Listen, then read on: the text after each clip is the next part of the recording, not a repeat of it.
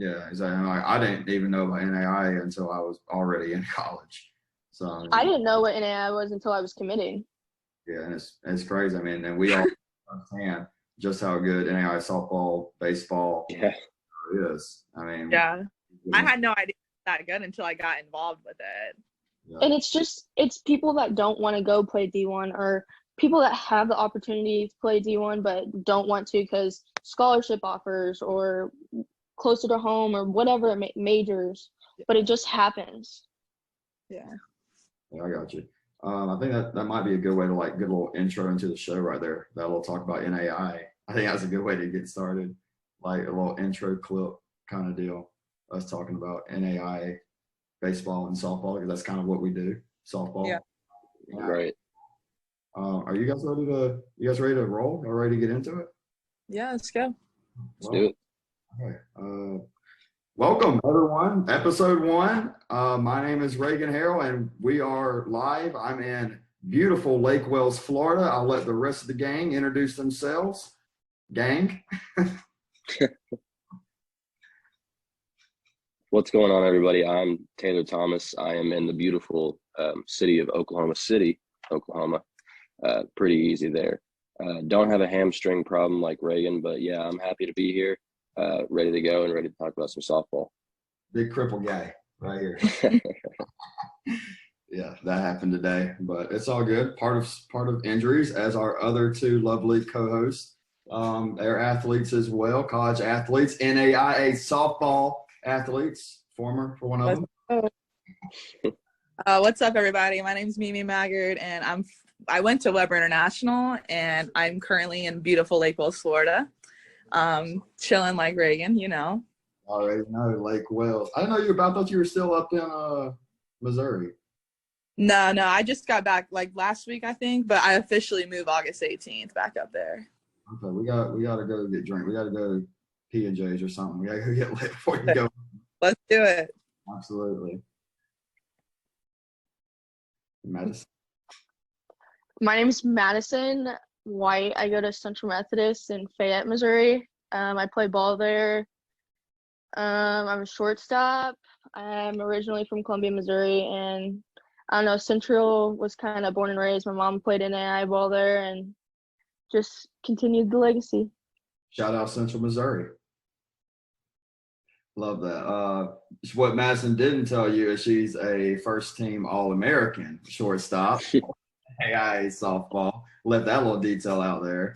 And she also does our graphics, all the awesome graphics that y'all see out there on social media. That is Miss Madison doing all that out there. And Hart Conference Player of the Year. Oh my bad. Sorry, I have to mention that one. I'm just messing with you. Yeah. So I guess it's kind of what we are here to do. It's pretty simple. It's our message. It's 3 pretty simple words. It's grow the game. We all have the same feelings about NAIA softball. We all love it, cover it, or play it.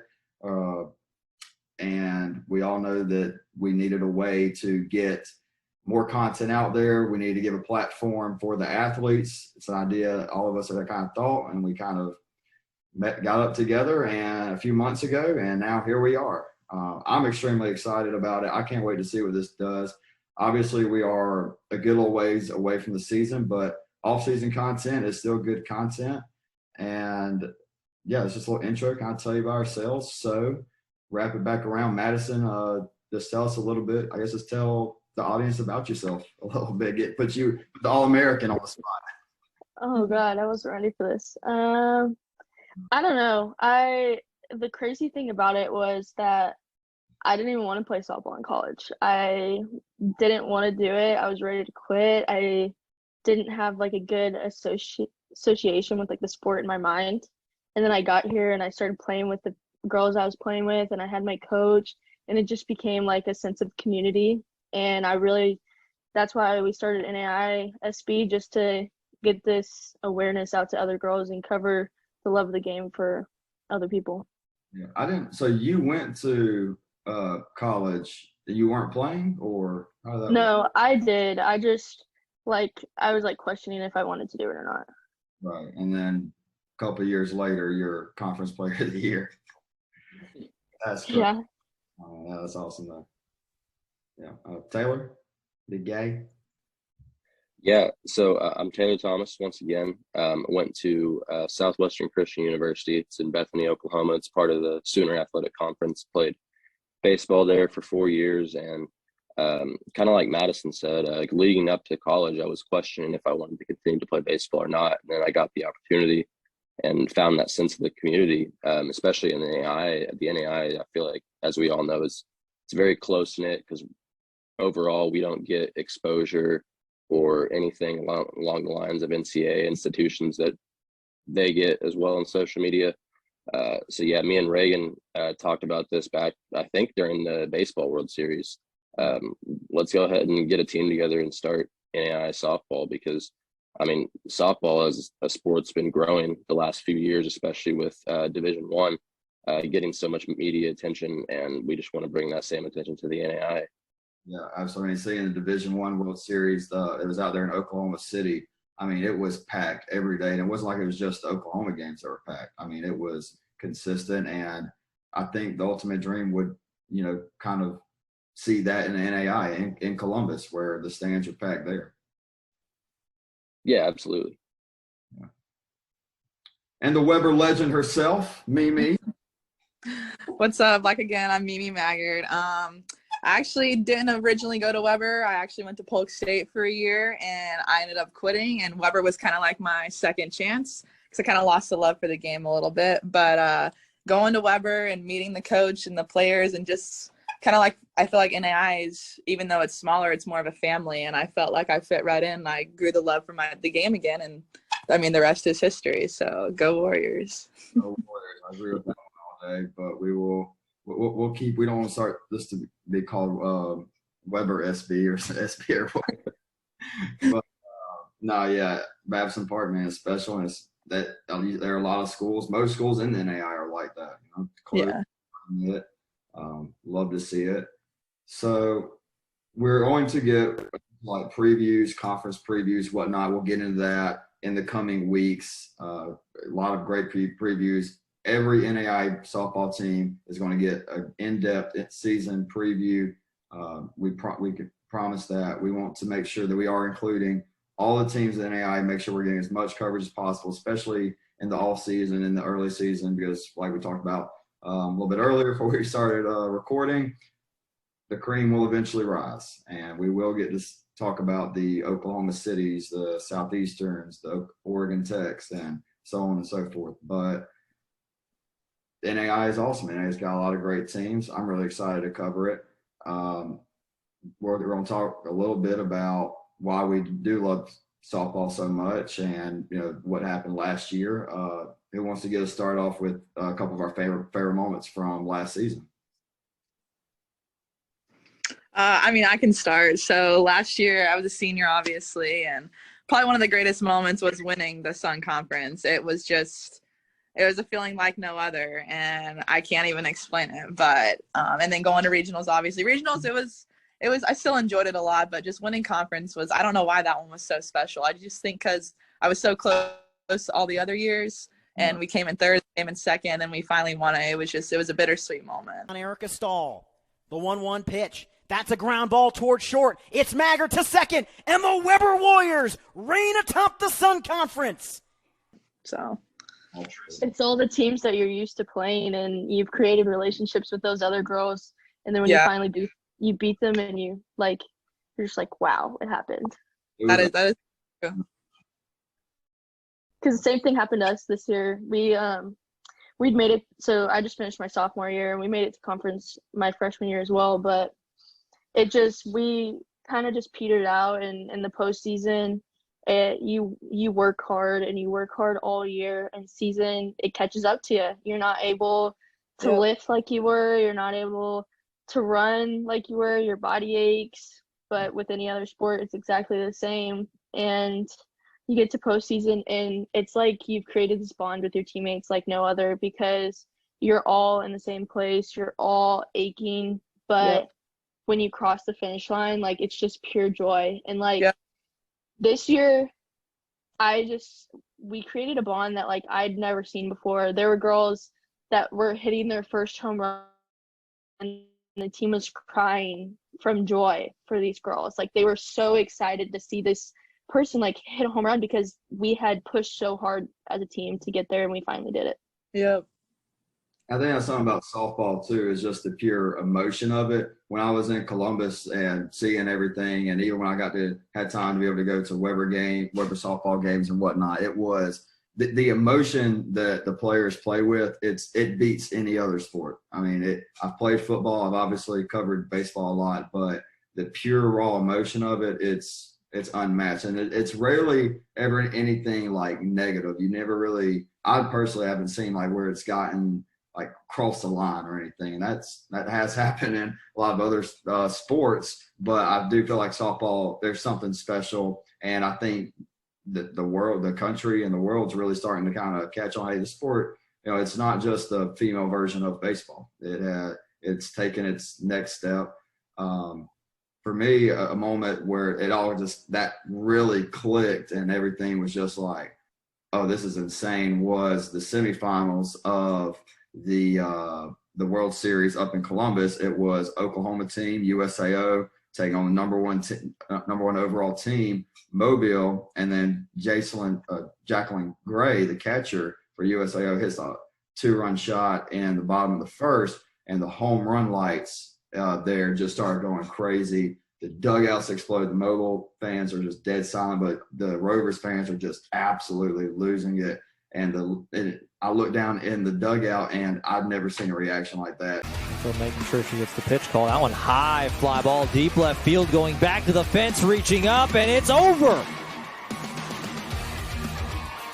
Jacqueline Gray with a 2. It was just like, I think that was kind of the moment that clicked it all for me. But even before that entire World Series experience, that's something I'll hold very near and dear with me forever, because that completely changed my mind on what softball was, even at the NAIA level, especially. And yeah, that was definitely my kind of, I guess, sliding door moment with NAIA softball. And with that, like, what I've seen this past year especially is, like, even with like other teams, we're building camaraderie. Like, we played a team 4 times because we have 2-game series, and whenever we got to postseason, like, they were there in the stands cheering for us. Oh, wow. And when we would play them, like, if someone made a good play, like, it'd be like, way to go. Like, that's how you do it right there. Good job. Like, giving each other high fives on the other team, and like just having the sportsmanship and the ability to do that, and like just put all the love you have in the game, and being able to understand that they're playing for the same goal is something that I love to see from it. Yeah, I agree. Like, just example, we were playing in the World Series, and this girl, I think it was Erica Stalls from Southeastern, made an unbelievable catch in the outfield. And of course, like, we could have scored a run off of it and we could have tied the game. But like, I couldn't feel nothing but happy for her, because like, they just did. I mean, if that would have been my teammate, it would have been completely different, but I'm not going to sit here and hate on her because she made a great play on the game that we both love. Yeah, you just got to tip your cap. Maybe can we go back to that Southeastern game just for a quick second? Because that was the opening game of the World Series, and it was those who don't know, it was a 5-4. Excuse me, it was 4-0 going into the bottom of the 7th, or 4-1 going to the bottom. 4-1 going into the bottom of the 7th, and we came back and tied it up 4-4. Yeah, and it got to the bottom, and Haley Harrell stepped up, and I was like, personally, I feel like this may not go with it. It's just it was the last name thing for me, and then sure enough,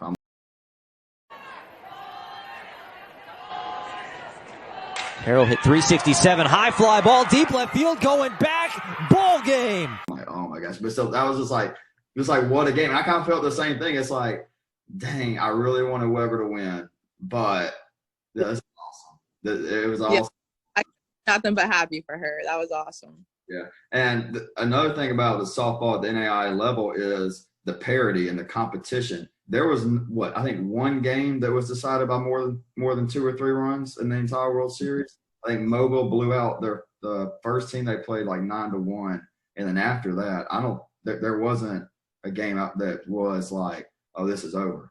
And it's no.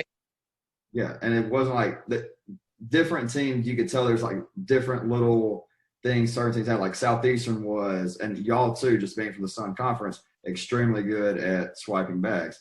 And Oklahoma, it's we have pitchers, and you're not going to be able to get on base to steal against them. Taylor, what about you, man? Like, you are in, I guess, what you would say the how do we say, the top of the top conference right now. You're in that area out there in Oklahoma, OKC, city of the defending national champs. Just what is softball like out there in Oklahoma? It's different. Like, I know we've talked about it off camera, but personally myself, like going and playing baseball my whole life, we've been around different states, and you see different styles of play being played in different states. And you touched on it pretty well. I mean, especially with softball in Oklahoma, the pitching's unreal, and even the offense is unreal, just all around. My favorite moments, I should say it's a doubleheader, but it's USAO and Oklahoma City. It's always consistently 2 top 5 programs in the country matching up, and it's a big rivalry in the conference. So this first meeting between them kind of set the stage for the entire year. So game 1, obviously, Emily Cerny, who is, in my mind, the greatest NAIA softball pitcher of all time, and Oklahoma City ace Shelby Corlinson go at it in a pitcher's duel. It's 1-1 in the top of the 7th in Chickasha, and Lexi Duff for Oklahoma City steps up and hits a 2-run shot to win the game 4-1. And then not only did she do that, but in the doubleheader in the second game, she starts on the mound. OCU and USAO go back and forth once again, ends up going to 8 innings, and Lexi Duff once again singles up the middle, takes the lead. They score another run and then close it out, making the 5-3 and keeping Oklahoma City undefeated on the short season. Yes. A little chill bumps there. Yeah, I was gonna say I wasn't even in attendance at the game, but I was watching the live stream and I felt like I was in attendance, because that, like, it was insane. And that's how the game is between those 2 programs every single time it's matched up. They ended up matching up in the conference title game, and it was a 1-0 ball game. So the 0-1 bunt attempt. It's bunt in front of home plate, and Jackson will score on the sack squeeze.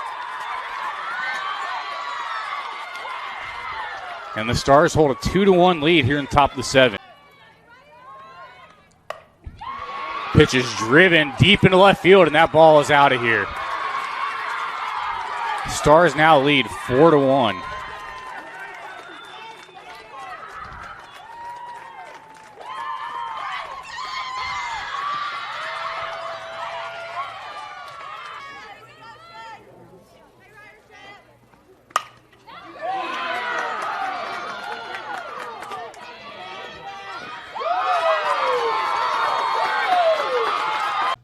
What's up, everyone? So at this part of the show, another guy on our team, Connor, came on. He was actually at the racetrack, and he didn't know that we were recording. We're just going to edit that part out, and right back into episode 1. Running with that.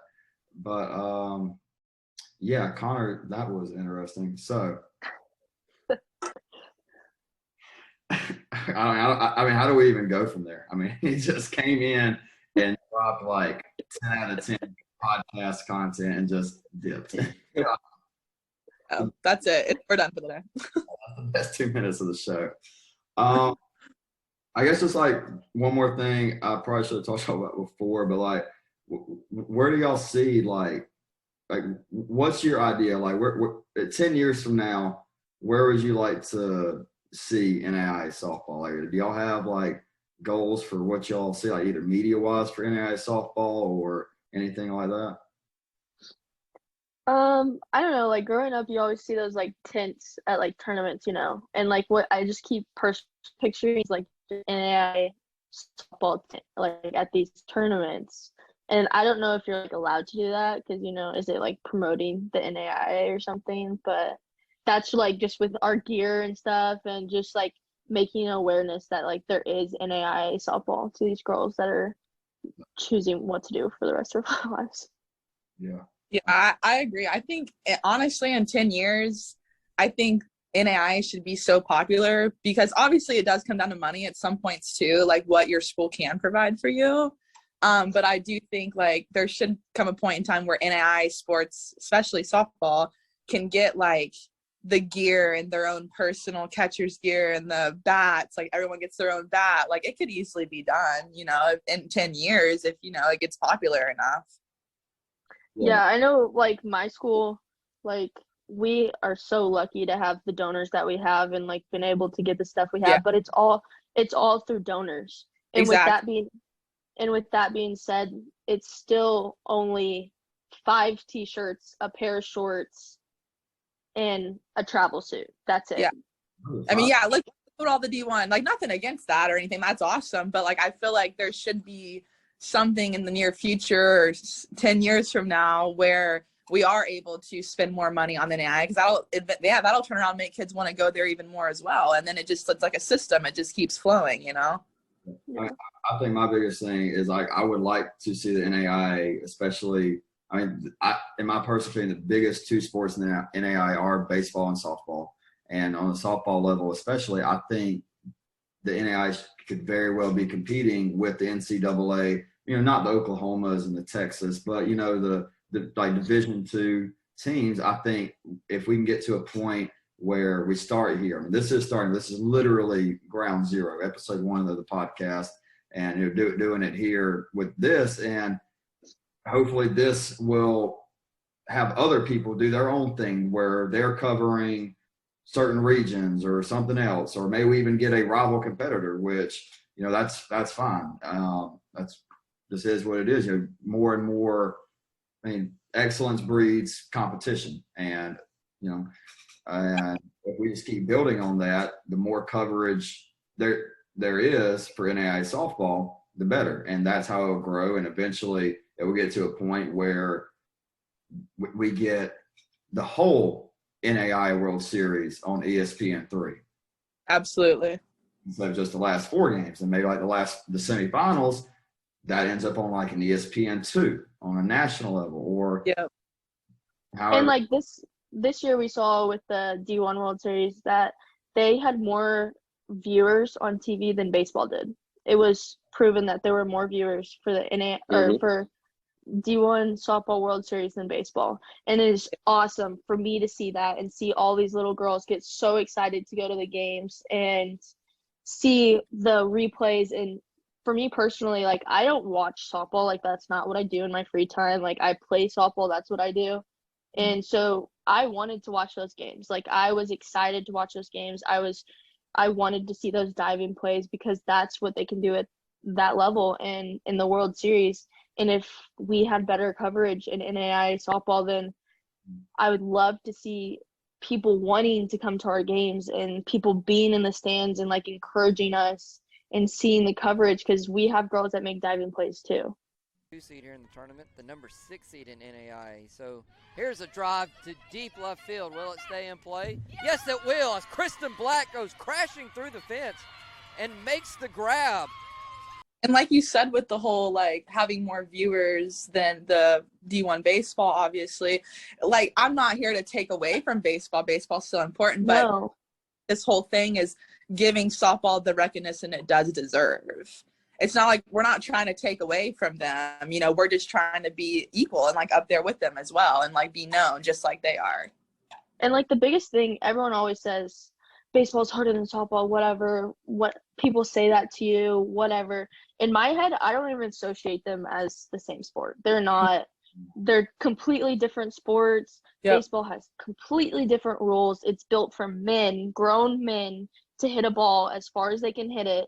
And softball is for girls that are our size. And obviously we hit softballs over the fence still, but it's like the same stats and ways, and they've made it equivalent to the person playing the sport, and it's not the same.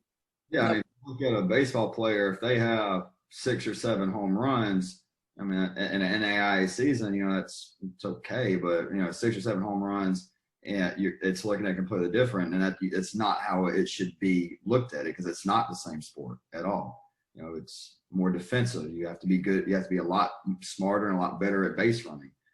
And in like baseball, like a double play is like easy. Like that's something that happens commonly, and like that's a maybe once or twice a game kind of thing.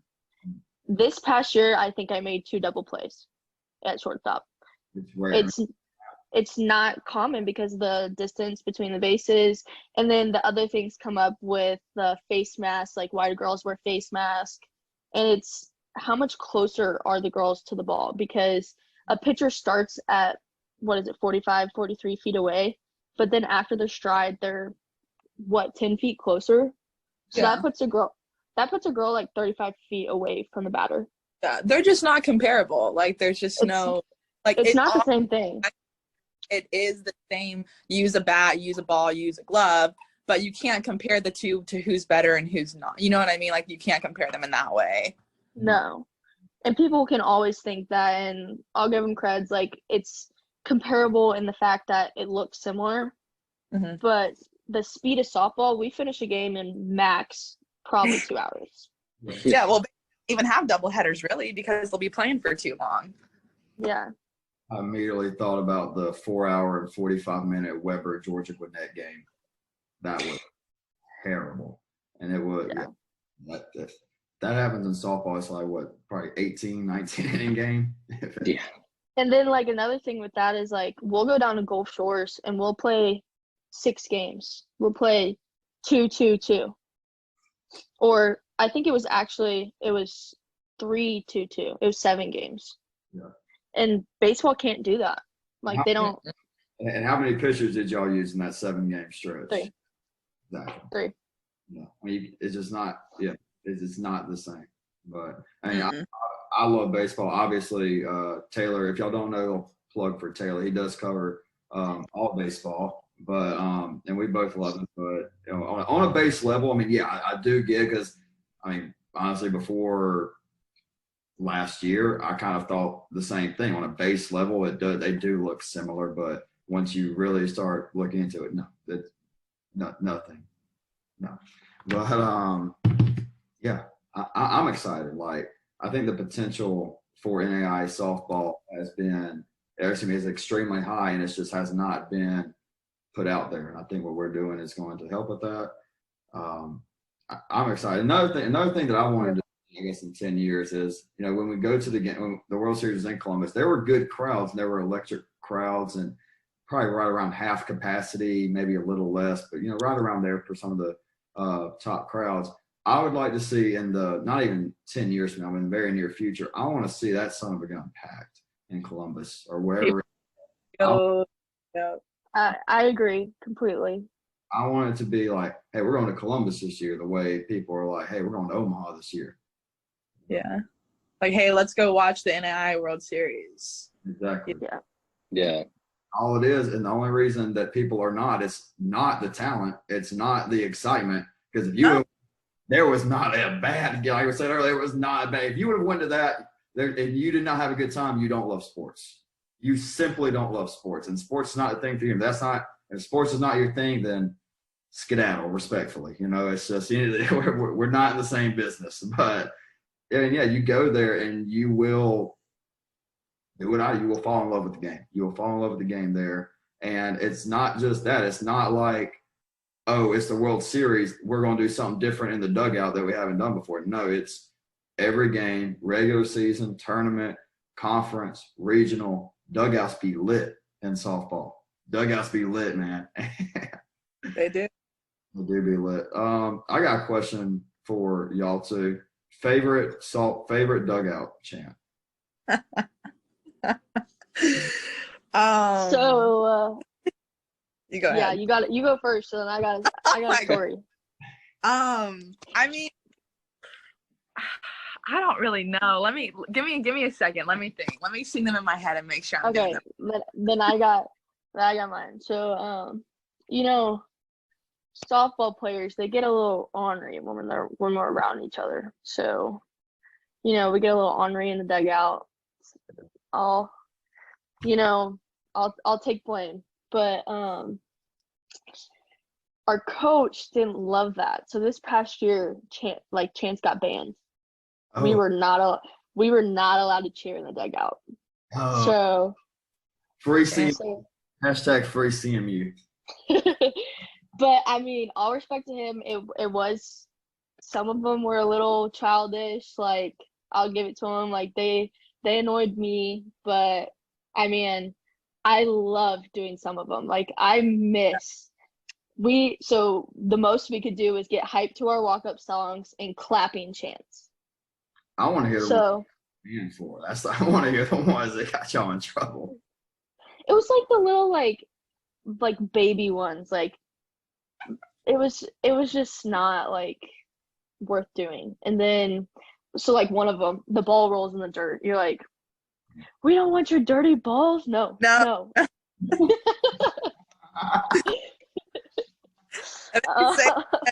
So funny. I love that one. And then like one of the like most fun ones was, we had a girl on the team that went crazy my freshman year, and she hit like 25 home runs or something like that. So she did, Kelly Gorman. And it was, we got going and we're like, Kelly, hype me up. Kelly, hype me up. Kelly, hype me up. And then she'd hit a bomb. And it'd be like, yeah. And she'd come around the bases and we'd be like, Kelly, hype this up. Kelly, hype this up. Yeah, no, definitely. I think that is one thing with girls, like we definitely get into it in the dugout, you know, like with the game being so emotional, like sometimes that can get a little rough, you know, but I think some of the cheers are hard. Like one of my favorite ones that we would do, like if our pitcher, like when Kayla would strike somebody out, our whole dugout like CYA, see ya. And like I just think, like, all right, go sit down, you know, because there's got to be competition, you know. There's got to like there'd be girls on our team that got so petty about that. They would get so upset. It's funny, but if you're dishing it out, you gotta take it. Yeah, you know yeah. That's how it is. Like that's how Weber was. Like we knew we were like, you know, the talk of the, like we said a lot of things, but when they said it back to us, you know, we're like, you know what, we do it. We gotta accept it. It's all fun and games, honestly. And like there was, I think it was Lewis and Clark, or it was someone. They were like, "L, see you later," and I was like, "That's a good one. I'll give it to you." Low key, we be stealing some cheers too. If they're good, we're like, okay, we're taking that to the next game. Yeah. Who was the team that had some good ones? I think Freed Hardman. Freed Hardman had a pretty good one when they beat us actually in the World Series. They started. Their whole fans were saying, "You wish you were a lion." Who? I was like, "Dang, man! Like that hurts the soul, you know." But it was a good cheer. It was a good cheer. I remember hearing that, and I was like, "Low key." I mean, but props to them. So one of our pitchers, her name was Keelan, but like our coach couldn't figure out, like he's old, he couldn't figure out like how to say her name, so he just called her Chief. And so she dominated. Like she was good. So our dugout every single time got a strikeout. It was 1, 2, 3, Chief, because like the Chiefs, you know. Yeah. And I was like, that's good. Yeah. Taylor, did you ever have any good ones growing up playing baseball? Y'all ever have a chance? So once I got into college, I kind of like filled out my role as more of like a defensive first outfielder. Base runner, so I wasn't like a everyday starter. So one of my roles was the dugout guy too, and I prided myself in trash talk. I think the best one I had. Normally, we would get dugout warnings by the second inning, which I took a lot of credit for, and I was very proud of that. I would have been an All-American in that statistic if there was one. But I think my best one probably if there was like a guy strikes out on the ball in the dirt, like, "Hey, you got any threes?" "No, I go fish," just like the game. Yeah, that's you know, that one wasn't accepted by the opposing fans very well, but it is what it is. That's not even that bad. I feel like softball we get ornery, and I know baseball does too. So baseball parents are incredibly more sensitive than softball parents. No doubt. There's no question about it. Yeah. Pissed. I mean, who was it? There was a team that came from up north. It was like maybe, I'm not sure. There was some team that came and played Weber baseball, and those parents complain, I mean, damn near after every pitch. And it's like, wow. It's like, it got really annoying. I think at one point even Simpson ended up saying, our assistant AD got on him. It's like, y'all cannot do this. Like, nobody's enjoying the game. But like in my head, like it comes down to a point, like whatever, like we're giving each other crap, like that's gonna happen. But there needs to be a point of like respect. So like as soon as we play a team and we're going at it, you know, whatever, as soon as a girl goes down for injury or anything like that, it stops immediately. There should not be any more. There should be, are you okay? You slide into another girl, you cleat them on accident, you ask if they're okay. Like that's how we play. That's how I've always been raised to play. And when other girls are like, no, I'm going in for it, like I don't give a crap about this other team, I'm like, no, it's not all like, it's a game. Yeah. It's literally a game. And it's fun to rough out, and it's fun to get people all amped up. But when it comes down to it, like if someone's hurting, like it stops. Yeah. Or like we're going at it, but like this pitcher comes out and she was doing amazing. Like I'm gonna clap her walking off. Like that's respectful. Mm-hmm. Like she struck me out twice. Hell yeah, like good for her. Like I'll clap you off. Yeah, absolutely. Y'all got anything else? Taylor, Madison, Mimi, y'all got anything else y'all want to add on this episode? This episode, I feel like it's probably going to be one of our short episodes. It's just, it's kind of an intro and whatnot. We'll get into more of the actually talking NAIA softball and like the teams and whatnot, like we said earlier, later on. But I feel like a pretty solid pilot episode, I guess. I'm just really excited to do this, and I can't wait. I mean, and it's just going to keep building. Like August, we're going to get through August, and September all around. Then it's going to get October, November. It's going to be like, it's wheels starting to turn a little bit. Wheels starting to turn, and December is going to roll around. Madison's going to be getting ready for this season. We're going to get ready in January. Once the calendar, I think I've never been more excited for the calendar to turn than this year for 2023. Because when it is softball season and we are doing this, I'm in the booth with baseball and softball. I think that might be my peak. That might be where I peak in happiness. I can't wait for these girls to get the coverage that we deserve and to get the recognition that we put as much hard work in as anybody else. Absolutely. Mimi, something you had one of the first ideas that you had with this, and listeners, please send in the suggestions for it. I am all in on doing some mic'd up if we can. Absolutely. I would be. Oh yeah. Sick. Madison, you obviously have got to get mic'd up. We definitely need it. We got to do it low key. Low key. Coach can't know. I just kind of sneak under the jersey. We'll figure. Yeah. Jose Altuve action. Nobody can know there's a wire underneath your jersey. No one will know. But I'm a hoot and holler. I'll tell you that right now. I talk all the time, and no one ever hears me because I'm at shortstop. So like second base is a little too far away, third base is just a tad too far away, and then right field's out there. So I'm good. You're on your own little island. Your own little in the six hole, just kind of chilling, doing your own. Yep. It's a good time.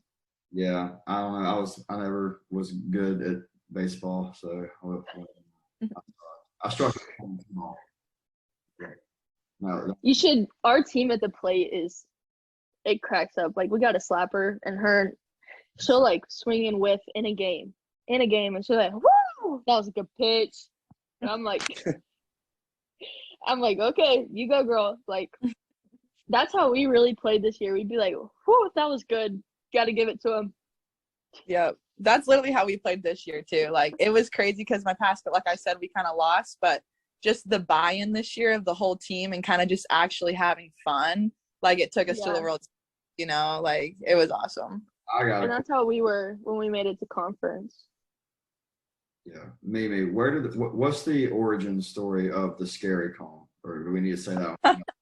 The scary cone. So there was a team in our conference we were playing at Weber, actually. It happened before postseason, and there was a team who they didn't really like our cone. At this point, it wasn't a scary cone. It was just a normal traffic cone, and we were shouting through it, doing the same cheers but through the cone, and we were kind of like shaking the cone a little bit.